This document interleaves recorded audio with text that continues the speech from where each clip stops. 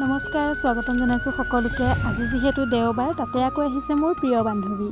তাতে আকৌ খাই হেনো গাহৰিৰ মাংস। গতিকে আৰু চিন্তাৰ কাৰণ নাই। এইফালে আমাৰ টিকলিক খেলিবলৈ দি মায়ে বোলে লহো মই নবনাওঁ, তই বনা, যিহেতু গাহৰিটোৰ প্ৰিয়। গতিকে মই গাহৰি মাংসখিনি ইয়াত থৈ আহি পিছফালে আৰু কেৰাহীয়ে বহাই দিছোঁ। কেৰাহী পাতি দিছোঁ। তাৰপাছতে তাত দি লৈছোঁ পানী, যিহেতু গাহৰিখিনি মই অলপমান বইল কৰি লওঁ। আৰু বেছি দেৰি বইল কৰা নাই, 20% মান অকণমান বইল কৰি লৈছোঁ আৰু পাত্ৰ এটা তেনেকৈ কাঢ়ি ল'লোঁ। কঢ়া পানীখিনি থৈ দিবও পাৰে, পাছত দি দিব পাৰে, কিছুমানে দিয়ে, কিন্তু মই নিদিওঁ, দিবলৈ অলপমান বেয়া লাগে। তাৰপাছতে মিঠাতেল দি আৰু গৰম হোৱাৰ পাছত পিঁয়াজ দিছোঁ। পিঁয়াজটো কালাৰ অহাৰ পাছত এইপিনে দি দিলোঁ মাংসখিনি, আৰু মাংসখিনিত প্ৰয়োজন অনুসৰি যিখিনি মানে বিচাৰে মছলা দি ল'ব পাৰে। ময়ো কমকৈ মছলা দি লৈছোঁ।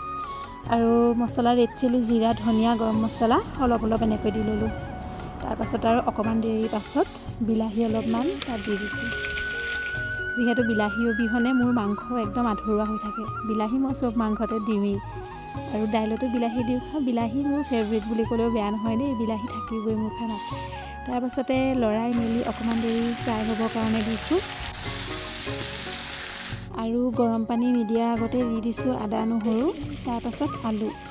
আৰু ইফালে ঢাকনাখন দি মই মোৰ নিজৰ কামখিনি অলপমান বাহিৰত কৰি আহি মাজে মাজে চাই আছোঁ, আৰু দি দিছোঁ অকণমান গৰম পানী দি আৰু জুইটো ভালকৈ দিছোঁ, আৰু সিজিবৰ কাৰণে অলপ সময় জুইৰ ওপৰতে ৰাখি থৈছোঁ। যিহেতু প্ৰথমতে 20% মান বইল কৰা হৈছিলে, সেয়ে আৰু আমাৰ মাংস হ'বলৈ বেছি টাইম নালাগে।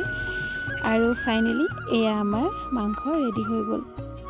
দেখি বাৰু ভাল লাগিছেনে জনাবচোন। খাবলৈ কিন্তু টেষ্টি হৈছিলে। আৰু এয়া মোৰ বান্ধৱী, ফাৰ্ষ্ট ইয়েৰৰ পৰা আমি একেলগে পঢ়া, মানে মোৰ বেষ্ট ফ্ৰেণ্ড হয়। আৰু এয়া তাইৰ ছোৱালী, আৰু সেয়া ভিনদেউ মানে দাদা বুলিয়ে মাতোঁ, যিহেতু তাইৰ ঘৰ নগাঁৱত আৰু দাদাৰ ঘৰ ইয়াত। আৰু ইহঁতকো বিদায় দি আজি ভ্লগটো মই ইমানতে সামৰিছোঁ। Bye bye.